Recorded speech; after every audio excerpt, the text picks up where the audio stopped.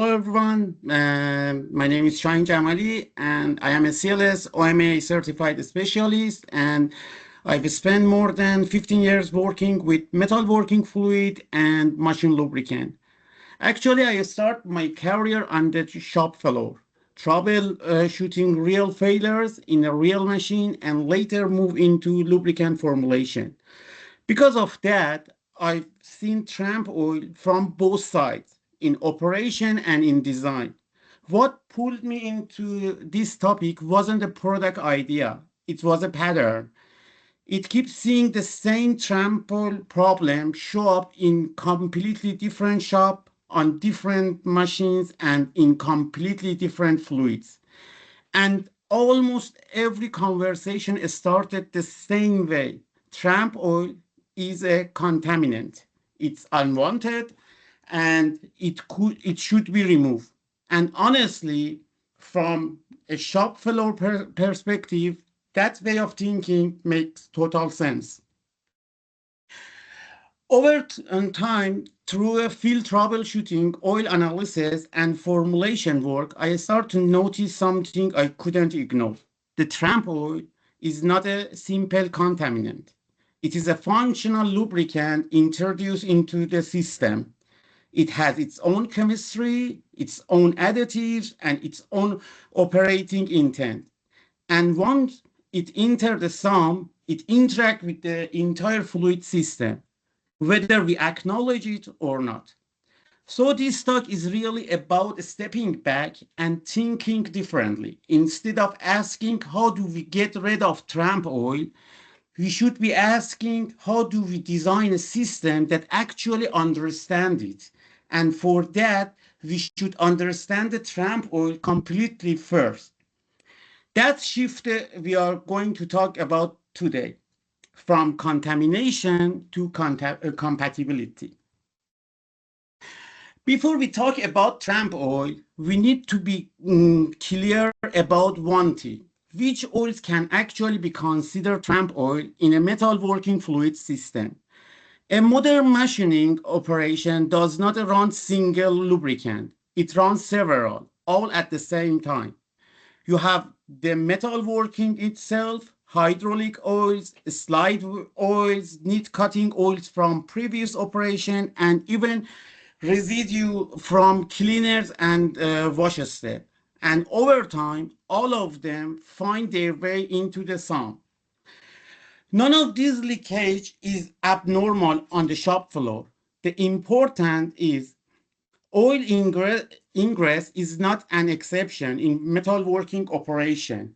It is an operational reality that every machining system has to deal with it.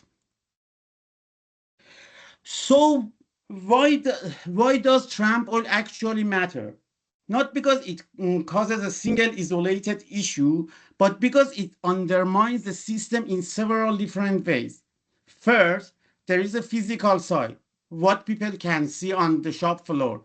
Emulsion lose stability, droplets grow, chips become sticky, filtration performance start to suffer. Then there is a chemical side, and this happening quietly in the background. Emulsifier capacity become overloaded, additives begin migrate between phases, and the fluid chemistry slowly drift away from what originally designed. But the most damaging effect, in my view, is the third one, loss of control.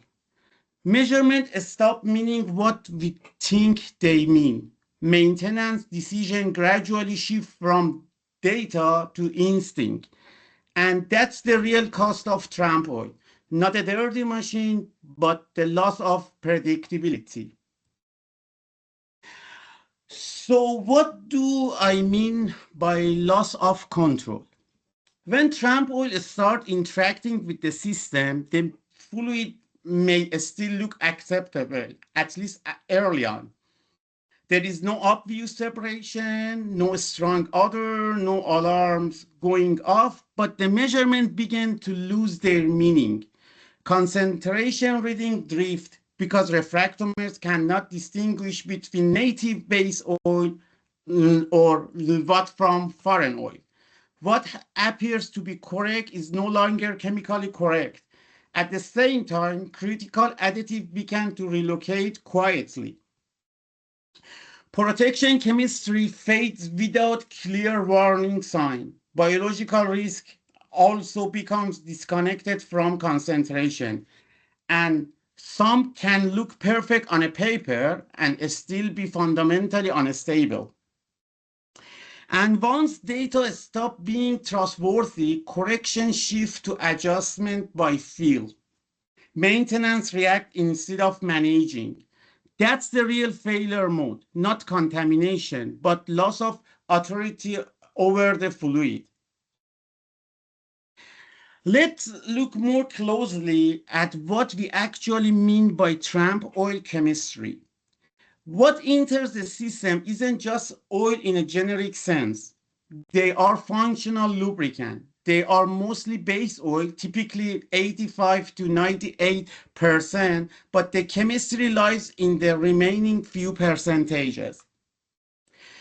That's where the functional components are highly active material even at very low concentration. So when these fluid leak or are washed into some, they don't arise as a neutral material. They arrive actively chemistry, designed to do a specific job somewhere else. And that's the key point. The system isn't just dealing with foreign oil, it's dealing with foreign additives as well. The other thing we need to keep in mind is scale. In most operations, tramp oil ingress is low rated and continuous. No sudden dump. Only a fraction actually reach the sum, and the additive contribution is usually small compared to native system chemistry. And that's exactly why this problem gets underestimated. Because the impact isn't driven by quantity alone, it's driven by time and accumulation. So the next question everyone asks is, what happened after months or even years of continuous low-level exposure? Even though additive carryover from tramp oil is small on any given day, the exposure is continuous and persistent matter. Over time, two additive-related mechanism comes into play. First, a slow accumulation from continuous low-level ingress. Second, and more importantly, additive redistribution. Certain oil-soluble additives, whether they originated from tramp oil or from the metalworking fluid itself, preferentially migrate into the oil phase rather than remaining evenly distributed in an emulsion. Over time, this creates a subtle but important effect. The working fluid loses functional balance, not because additives are consumed, but because they are redistributed into separate oil phase. This isn't random behavior. It's driven by polarity and phase partitioning. Many functional additives effectively face a choice, remain in emulsion or migrate into the tramp oil phase. The tramp oil layer becomes a chemical sponge, slowly pulling functional additive out of the working fluid. So the issue here isn't additive overdose, it's additive relocation.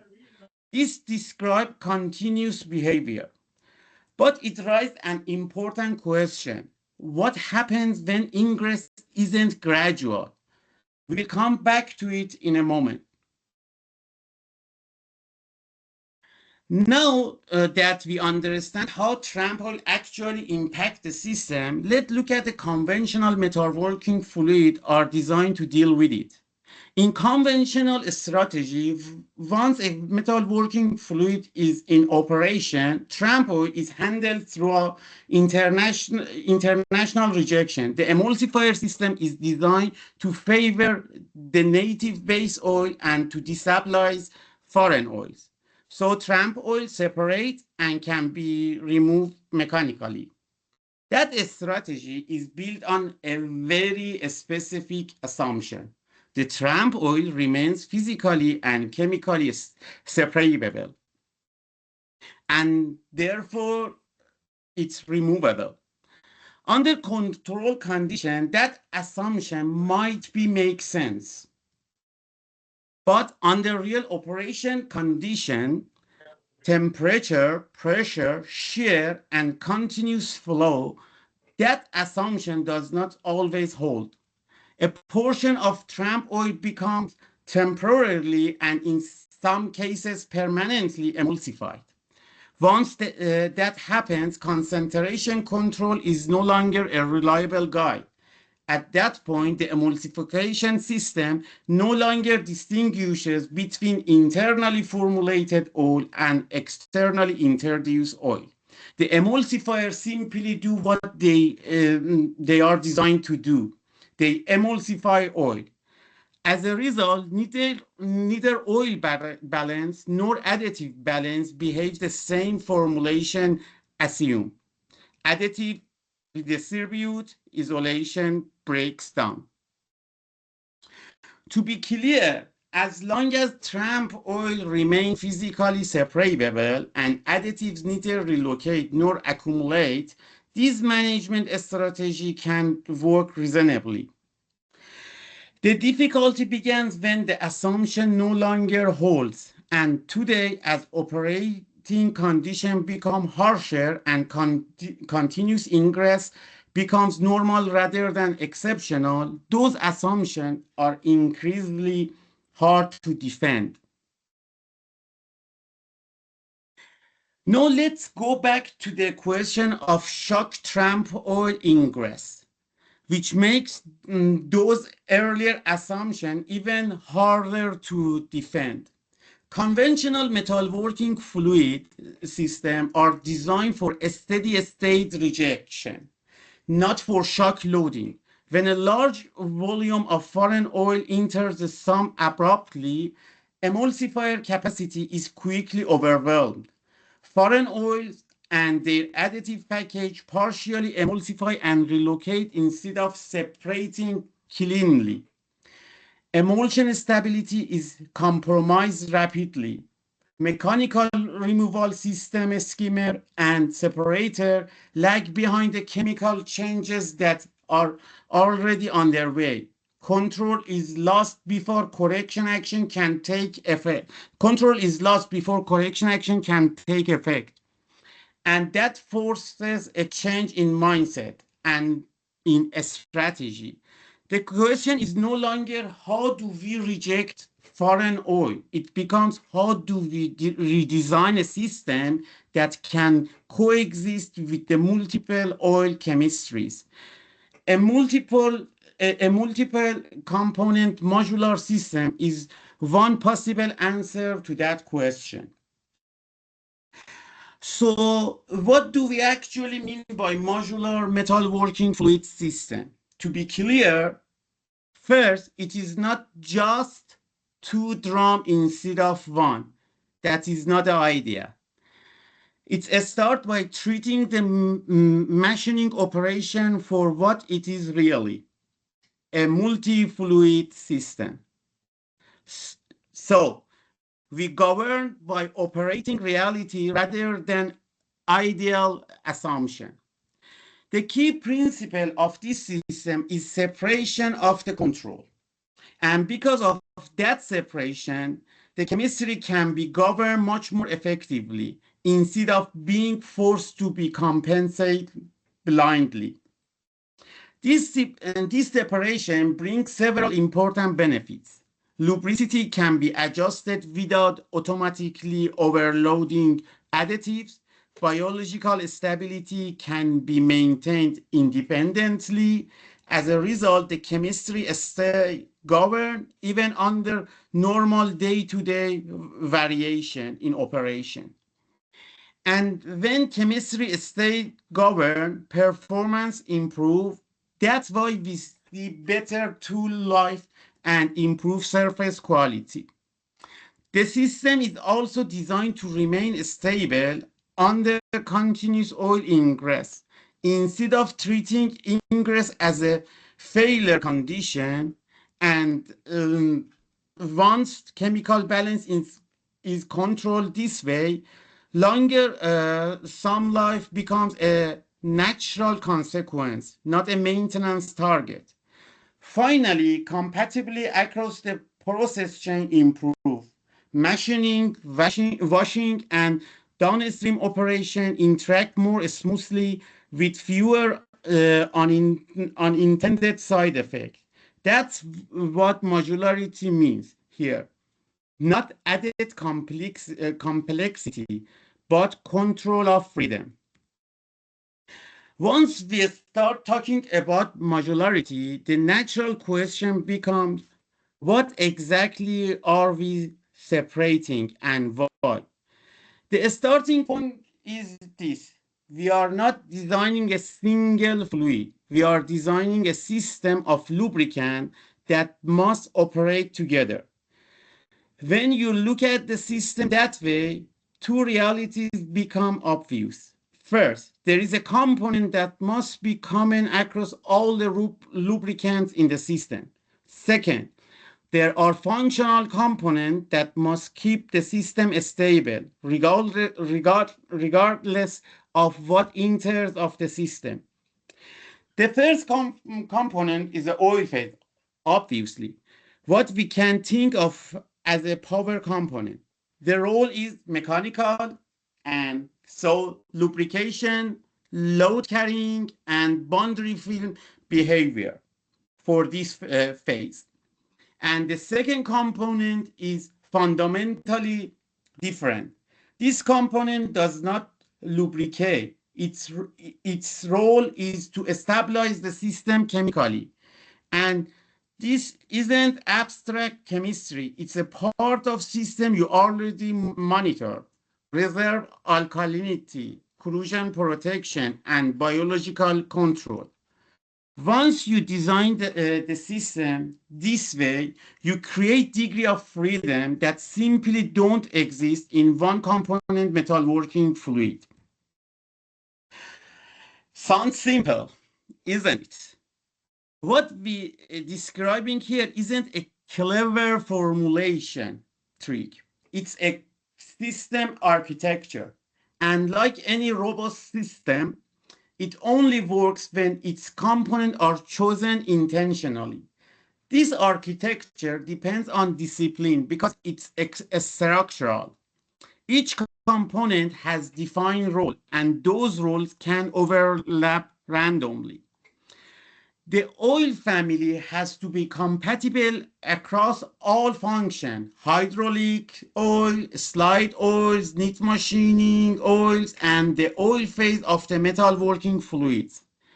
If those oil family aren't compatible, the system loses coherence before chemistry ever has a chance to do its job. At the same time, the functional additive phase has to remain chemically balanced and governed. Maintaining the balance isn't accidental. It's required understanding how base stocks behave, how additive interacts, and how both respond under real operation condition. So let's narrow the focus on now, especially to tramp oil. As we mentioned before, in real world, oil ingress is inevitable. A modular system doesn't treat that as a failure. It treats it as a normal operating condition. Foreign oils will enter continuously. So from a formulation perspective, the question is not how to stop them. That's the maintenance issue. The real question is how to control their impact once they inside the system. Complete rejection sounds good on the paper, but in practice, it's unrealistic. Instead, the system is designed for limited selective participation without allowing foreign chemistry to overtake.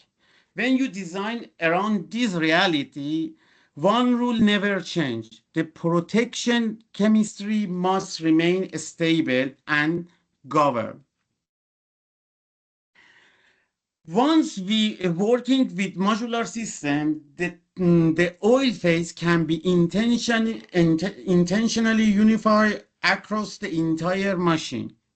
The same oil family can be used from hydraulics, slide way lubrication, neat machining oil, and as the oil phase after metalworking fluid. And that fundamentally changed the meaning of leakage. Because when leakage occurs, and it always does, the system no longer experiences it as a tramp oil. It experiences it as oil returning to its own ecosystem. At the same time, chemical stability remains governed by the second component, the functional additive phase. For additive noise is absorbed and damped and protection chemistry stay stable. In other words, leakage becomes internal circulation, not destabilizing contamination. A unified oil has to meet very specific requirements. It must provide reliable lubrication across all of those roles, not optimized for single function, but stable across the entire system. And when that oil enters as a water-based environment, it has to behave in a chemically predictable way. It must tolerate dilution, shear, and temperature variation. Most importantly, this oil cannot rely on heavy functional additive loading to do its job. In a system where fluid interact, the oil phase must have minimal dependence on functional additive. So it doesn't unintentionally transport chemistry across the system. There are not formulation preference. They are a system constraint. So when we talk about unified oil phase, the first oil that usually comes to my mind is mineral oil. And at the first glance, that makes sense. It is everywhere. It is relatively inexpensive and it is well understood. Also, in many shops, it is already leaking into machining system anyway. So the obvious question becomes, can be mineral oil is an option? Well, not really. Let's look closely to the mineral oil. From an emulsification standpoint, mineral oil have a very narrow polarity range and very low inherent surface activity. So emulsification doesn't come from the oil itself. It depends almost entirely on the emulsifier package. To emulsify mineral oil in a reliable way, you need a strong and relatively aggressive emulsifier, often at higher dosage. And the moment you do that, something important happens. The emulsion becomes highly sensitive to noises. Tramp oil, additive ingress, contamination, shear and temperature variation. The emulsion can work, but only with a narrow operating window. There is a second constraint we have to deal with it. Modern metalworking doesn't operate in a full hydrodynamic regime. Much of the work happens in boundary and mixed lubrication. Mineral-based oil alone simply do not provide enough lubricity under those conditions. So in practice, formulators already solve this by adding ester lubricity boosters, typically somewhere between 2 to 50%. That decision makes sense. It improves lubricity, it protects tools, but it also quietly changed the system. What was assumed to be a single oil phase become a blended oil system. Once ester booster are introduced, the system now contains multiple oil population, mineral oil, ester oil, and even in some application PAO. Each of these oil have its own different polarity, different solvency, and different affinity to additives. At that point, the emulsifier is being asked to do something fundamentally contradictory. It has to emulsify mineral oil and ester oil at the same time and keep both stable. That forces broader HLB system, more aggressive surfactant, and much less selectivity. The emulsion microstructure stopped being fixed. Droplet population shifted. Predictability is lost. And that behavior is fundamentally incompatible with the modular system. At that point, stability is no longer designed, is enforced. So far, we looking at the mineral oil. Once in the side of the metalworking fluid. But there is another side this equation.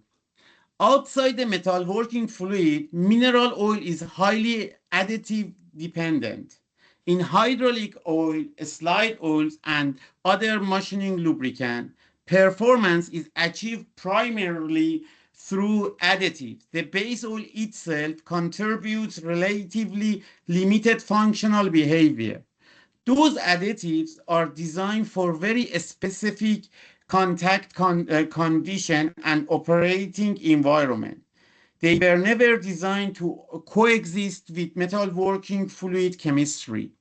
So when this fluid leak into the metalworking fluid system, even at low rate, they don't just add oil, they add additive noise. And this isn't just performance noise, it's chemical noise. Even a small leakage rate can disrupt emulsion and destabilize the system. This is now we introduce Esther as a game changer. It is important to precise about what we mean when we say Esther changed the game. Ester oil are not just better lubricant. They are chemically different participants in the system. They behave and their behave matters at the system level, not just at the cutting zone.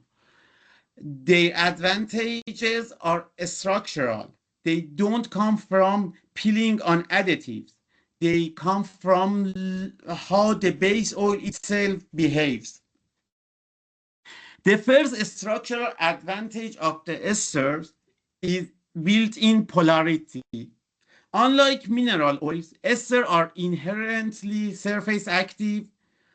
They partially self-stabilize in water, which naturally reduce interfacial tension.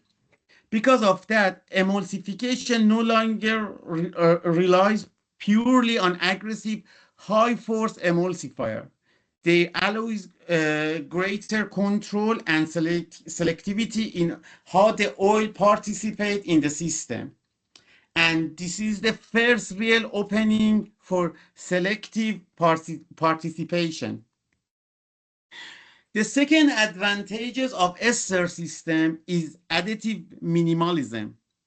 Ester can deliver lubricity with fewer additives and with much less reliance on sulfur, chlorine, ZDDP, or other functional additives. That means performance comes primarily from the base oil itself, not from heavy additive loading.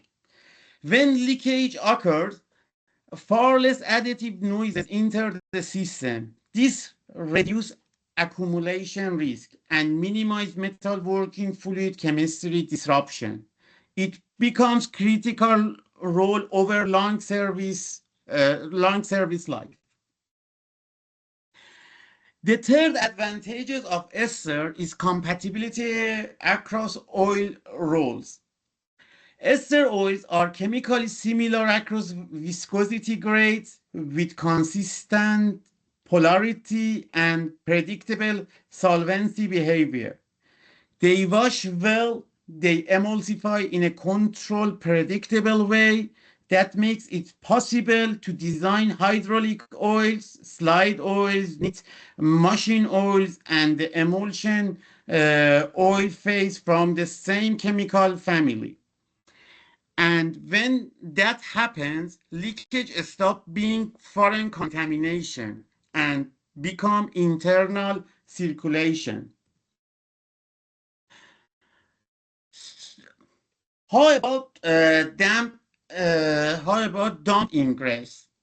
In a modular metalworking fluid system, shocked tramp oil ingress is treated differently. Of course, it's recognized as an abnormal event, but it's also an anticipated one.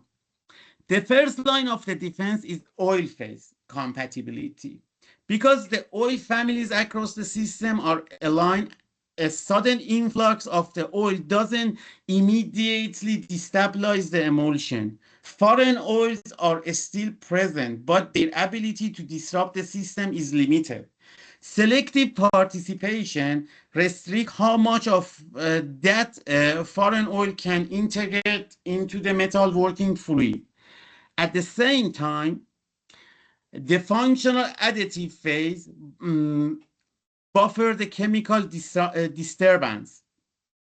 Protection chemistry remains governed by adding functional component. And that's important to say clearly. This is not self-healing system. Shock events still require active intervention to restore balance. But unlike conventional architecture, the shock does not destroy the system logic. The system absorbs the disturbance without system collapse. Another natural question here is what happens if mineral oil leak into an ester-based system? Because the system is designed around ester oil, the emulsifier package is intentionally tailored to their polarity and behavior. That makes emulsification selective by design. Selective rejection isn't accident anymore. The emulsifier system is tuned around a specific polarity balance so it cooperates with the intended oil phase while remaining largely blind to mineral oils. That selectivity allows tolerance without acceptance. Ester oils emulsify easily and predictability. Mineral oil do not integrate into the emulsion structure in the same way.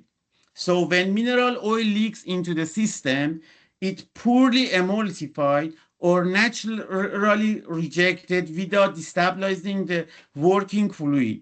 Any additive noises that does enter is absorbed and damped by functional additive phase. As a result, ester oil participate, mineral oil are selectively excluded, and overall system stability is maintained. One thing does need to be emphasized clearly. What we're describing here is a system, not a conventional coolant. And every system comes with its own tools, its own logic, and its own training requirement. In multi-component architecture, operator behavior becomes at the first order of the variable. It's also important to be clear about where this system fails. Multi-component systems require discipline. They cannot be treated like a single component coolant. Failure comes from incorrect dosing logic, topping of the wrong component, or using the wrong measurement method. When operators don't understand and don't take a good action as parameters drift, the system can push out of the balance. And when that happens, this isn't chemical failure. It is an operational one. In modular system, measurement authority is restored by separating what each signal is allowed to represent. The oil phase is treated as a mechanical contributor. It monitors to control total oil balance in the system. Because of because all of oil in the system is intentionally compatible, the refractometer no longer has to distinguish between native and foreign oil. Every measurement contribute belongs to the same oil family. They eliminate the concept of refractometer error. Chemical stability is monitored separately. The additive phase is tracked using reverse indicators. These measurements reflect the functional state of the chemistry independent of the volume of the oil. The result is the system governance. The adjustments are made to the correct component, oil or additive, rather than to the system as a whole. As a result, control remains stable under both contribution, ingress, and shock event. Oh, sorry. That's okay. Do you want to take a couple of minutes to recharge, or you want to continue? No, it's okay.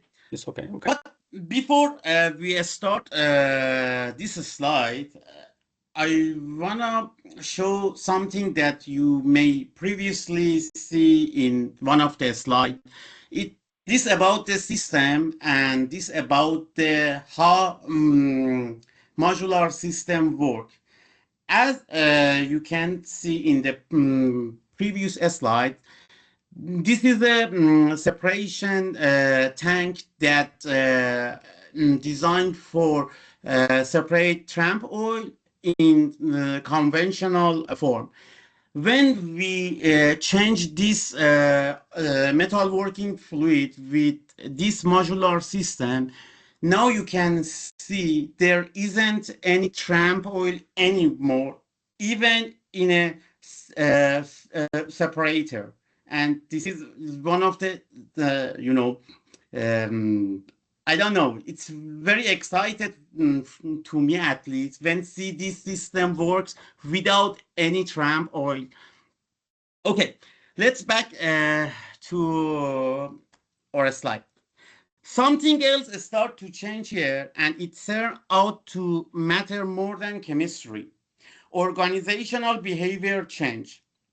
Maintenance team start caring more about leakage, not just for housekeeping, but because leak now affects system balance and cost. Operators become more knowledgeable. They stop adding oil blindly. They start understanding why something is drifting and not just reacting to what they see. People stop seeing the fluid as something we top up when it looks wrong. Instead, it becomes a shared responsibility, one that protects tools, machine, and uptime. And that behavior change alone often reduce failure more than many additive tweaks ever could.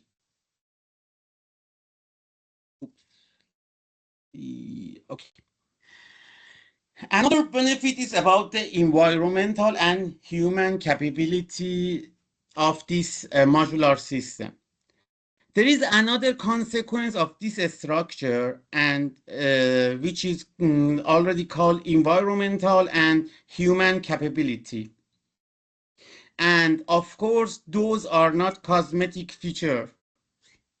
They are structural. The sustainability benefit isn't an afterthought. It comes directly from how the system is designed.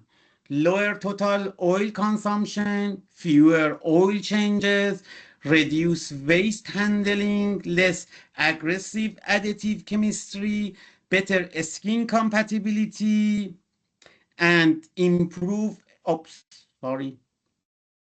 and improve air quality. None of that require a separate initiative. It's simply what happens when the system stays stable, governed, and predictable. There is one important risk that needs to be called out now, especially for maintenance team. If the idea that leakage can boost lubricity is misunderstood, team may stop fixing leakage. It's not correct. And it's dangerous because leakage never bring oil alone.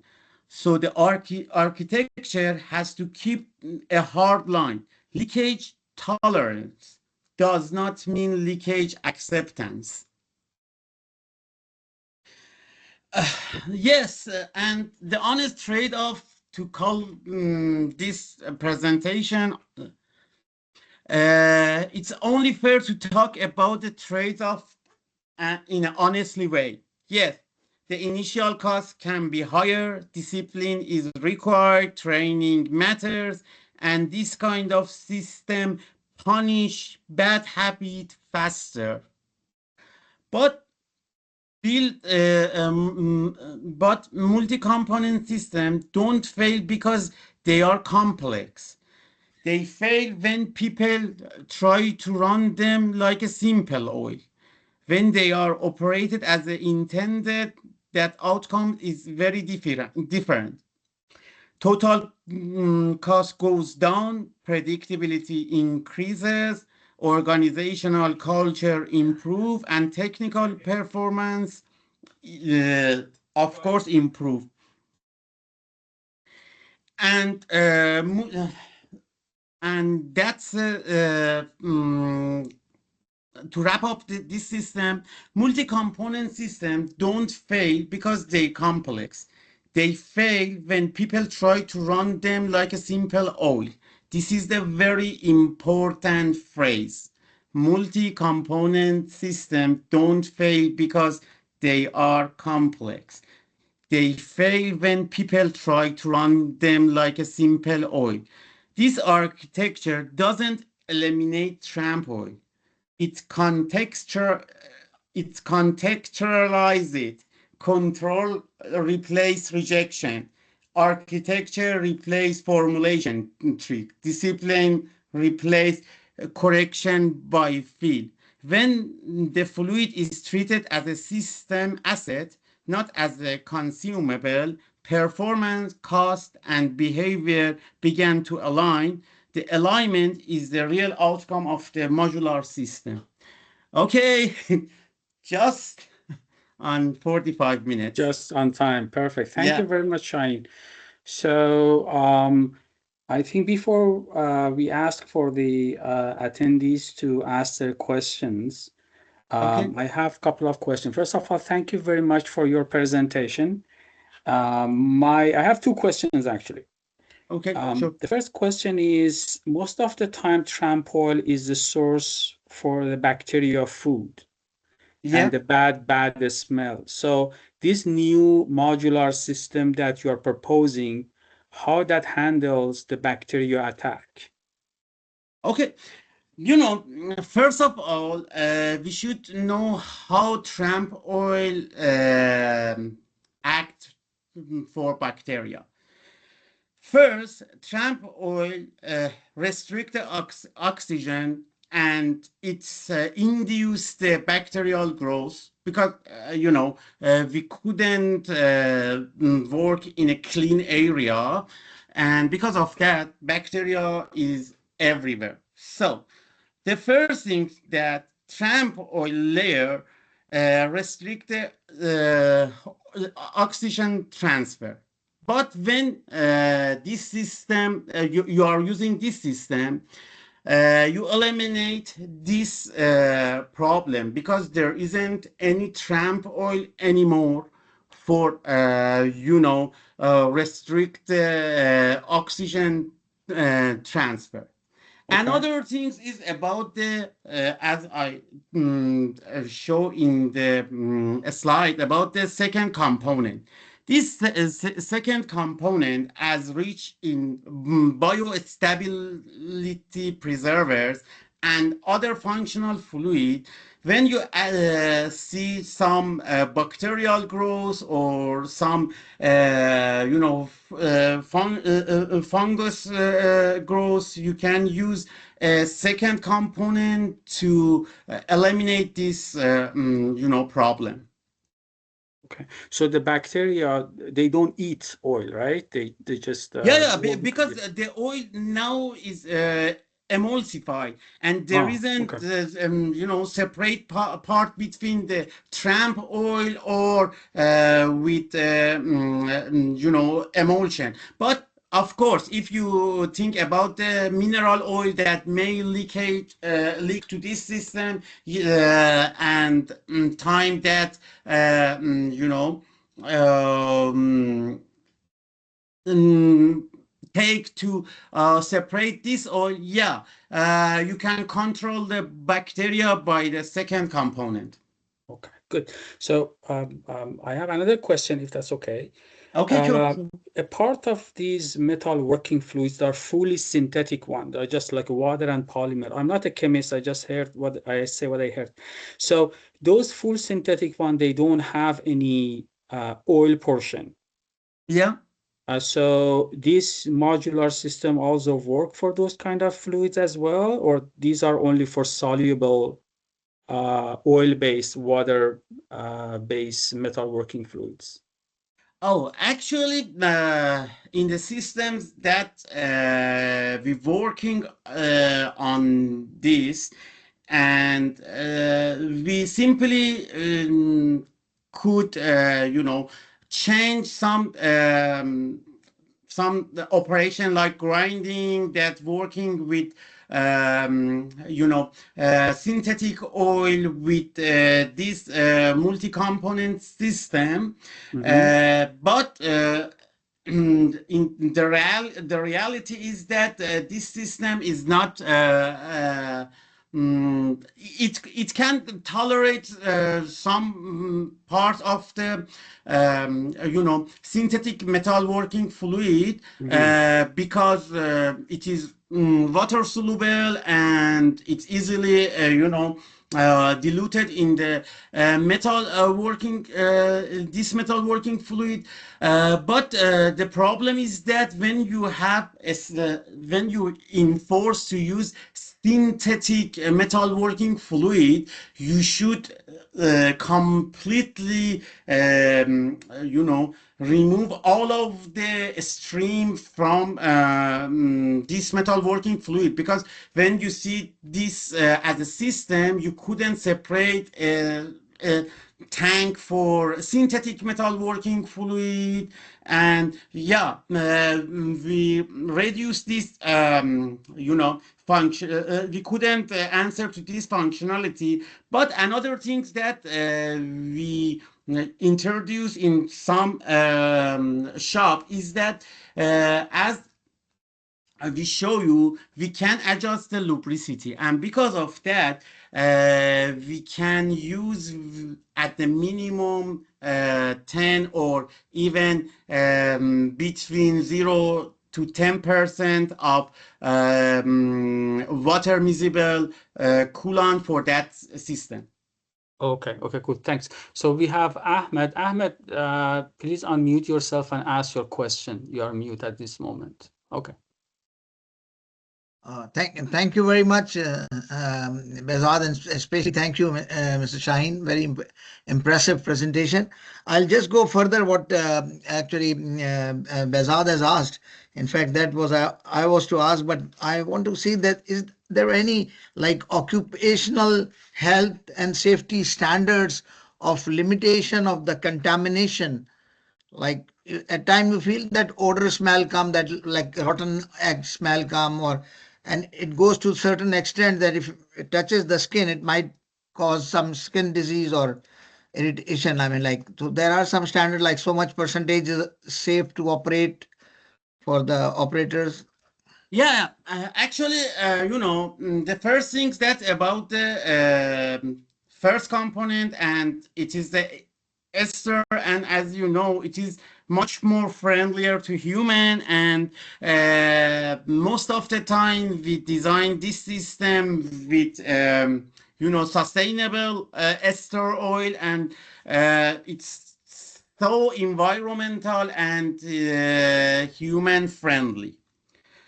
And because of the, and also about the second component, as I mentioned in the presentation, because we eliminate lots of the unnecessary component that you should use in conventional metalworking fluid, because when we discuss about this system, we discuss about the very much ester oil lubricity that reduce lots of the other functional additive, and because of that, even those reduction help the environmental disposal, and also human skin compatibility. Okay. So Thank thank you, Ahmed. Thank you, thank you, Shaheen. thank you, thank you. I have one more question, Shaheen. This Okay, new sure. technology, comparing the price of this new technology to just regular mineral-based, water-miscible metalworking fluid, how much extra cost we should expect? Oh, that's a tricky question. Let's answer this uh, with something that really, that initial cost, yeah, the initial cost is much higher. But when you compare to, because now I'm just trying to show you the benefit of this system in rejecting the mineral oil, or how understand the tramp oil. But honestly, because when you use ester oil in such amount in the system, and because of the the sunlight, maybe for example, now we have a system that works for more than 5 years without any problem. Yeah, the initial cost, it's very, relatively high, but because of the, you reduce the tool cost, you reduce some disposal costs, and you extend some life, you compensate even more than the initial cost. And one of our a study that we conducted to one of our customer, it's actually they don't see the cost of this metalworking anymore, because the tool wear is reduced very much, and because of that they think that, okay, this cost is manageable by Mhm.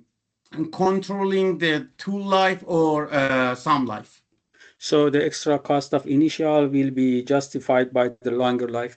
So I have one more question. Have you seen any difference between different metals, like this new technology works on stainless steel better than aluminum or better on cast iron? Have you seen a difference between different metals? Oh, that's an interesting question, and maybe I should introduce this system for this kind of question another time. But yeah, because when I talk about degree of freedom, I talking about this kind of question too, because now you can adjust the system. For example, for heavy duty machining, you can increase the lubricity by adding more component A, or when you want, you can decrease it. You can increase the functional fluid by adding the component 2, and because of that you have a very good degree of freedom to work with any kind of metals. Even in titanium, we have a very good result in titanium and nickel cobalt alloys.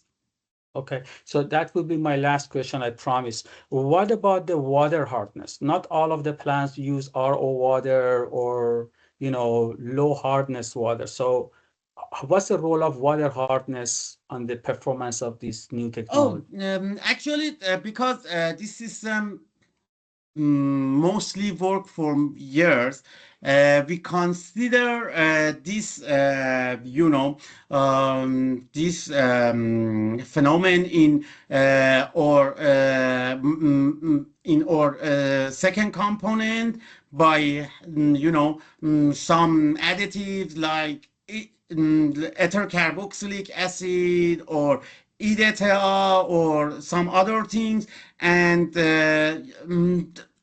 as I told you, because this system is modular, you can balance the system to tolerate all of these,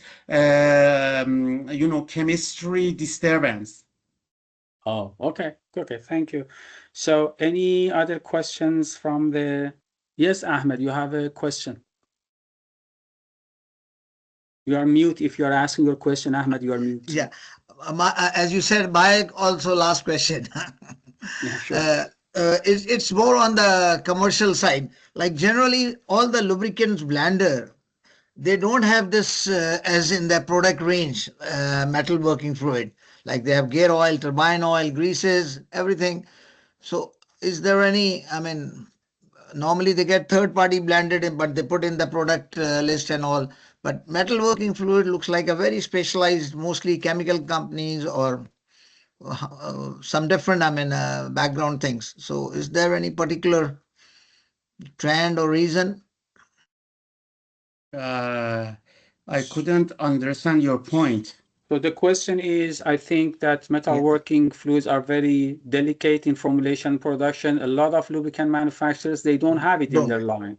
Yeah. So do you see that as an obstacle for this formulation, or is something that a plant who makes metalworking fluid can make it, something like that? Thank you. It's operational. It's a Yeah, $1 Uh, million question, I think. yeah, because honestly, in I my want to make my own perspective, metalworking fluid. Yeah, so yeah. No, no. you can work together. Because I formulate all of these. I know that it's not very big deal. Yeah, actually, as a formulator, I 100% agree with you that the metalworking fluid, it's somehow even formulating or maintenance is headache, and because of that, many big company trying not to work on it. But if you specialize in metalworking fluid and now this formulation, I think that you can formulate other components very easily. And because of that, we introduced this system with hydraulic oils, with slide oils, with knit cutting oils, Okay. and yeah. of course, you should have a different plant or different at least blender for producing this product, but it's not an obstacle anymore. I think I'm not sure about it.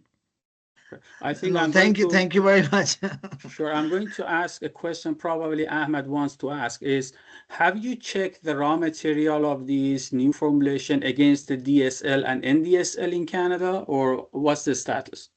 Oh, actually not, because all the things that I've done now, it's on my home country, and here no, because I'm not working for any companies here, and no, I'm not So you haven't checked that. Okay. no, no. So thank you very much, Shahin. We are Okay. at the time right now. If there is any question in the audience, please ask. Otherwise, I will ask Jeremy to conclude the meeting with his talk. No question? No questions. Okay. Thanks everyone for calling in. Appreciate you taking some time out of your day to join us. We will send out invites for the March one in the next couple of weeks. So look for that. So I guess everyone take care, enjoy the rest of your day, and yeah, thanks for calling in. Thank you, Okay. Shahin. Oh, thank you, Jeremy. Thank you, you, Shahin. Shahin. Thank you, Thanks, everyone. Thank you. everybody. Have a great rest of the day, gentlemen. Bye now. Yeah. Okay. Thank you. Bye. Thank you. Bye. Bye. Have a good Bye-bye. day. Bye.